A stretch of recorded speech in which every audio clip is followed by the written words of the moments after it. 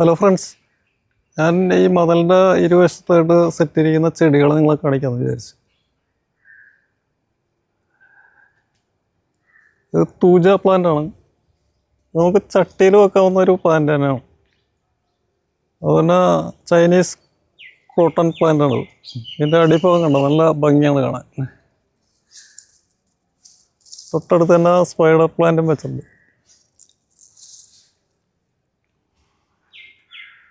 കൂടാതെ ഞാൻ സിറ്റ് ഔട്ടിൽ സെറ്റ് ചെയ്തിരിക്കുന്ന ചെടികളാണ് നിങ്ങൾ ഇത് പെഡിലാന്തസാണ്. ഇത് വെയിലടിച്ച് കഴിഞ്ഞാൽ നല്ല കളറായിട്ട് വരും, നല്ല ഭംഗിയത് കാണാൻ. പെട്ടെന്ന് നമുക്ക് വളർത്തിയെടുക്കാൻ പറ്റുന്ന ചെടിയാണ്. അവൻ്റെ കാക്ടസ് ആണിത്.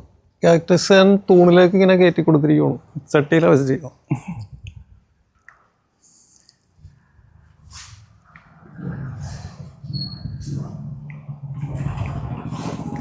അപ്പോൾ ഈ തൂജ പ്ലാന്റിൻ്റെ അടുത്ത് തന്നെ ഞാൻ മരമുല്ല വെച്ചിട്ടുണ്ട്. മരമുല്ലയിൽ ഫ്ലവർ ഉണ്ടായി പ്രൂൺ ചെയ്യുന്ന വീഡിയോ ഒക്കെ മുമ്പ് ചെയ്തിട്ടുള്ളേ.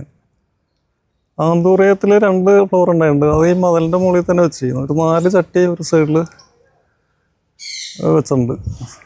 സ്പൈഡർ പ്ലാന്റ്, ആന്തൂറിയം, മരമുല്ല, അതുപോലെ തൂജ പ്ലാന്റ്. തൊട്ടടുത്ത് തന്നെ മറ്റേ ക്രോട്ടൺ പ്ലാന്റ്, ചൈനീസ് ക്രോട്ടൺ.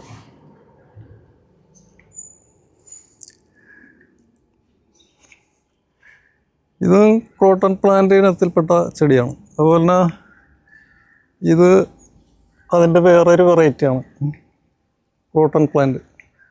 ഇത് പല കളറിൽ വരും. അപ്പോൾ അതിൻ്റെ വേറൊരു വെയിലടിക്കുമ്പോഴുള്ള കളറാണ് ഇതിൻ്റെ. നല്ല ഭംഗിയാണ് ഈ കളർ കാണാൻ. വെയിൽ സൂര്യപ്രകാശം അടിക്കുമ്പോൾ അതിൻ്റെ ഇല ഈ ഡിസൈനിലേക്ക് വരും. അപ്പോൾ ഇന്നത്തെ വീഡിയോ ഇത്രേ ഉള്ളൂ. ഇനി അടുത്തൊരു വീഡിയോ ആയിട്ട് കാണുമ്പോൾ വീണ്ടും വരുന്നതാണ്. ഓക്കെ.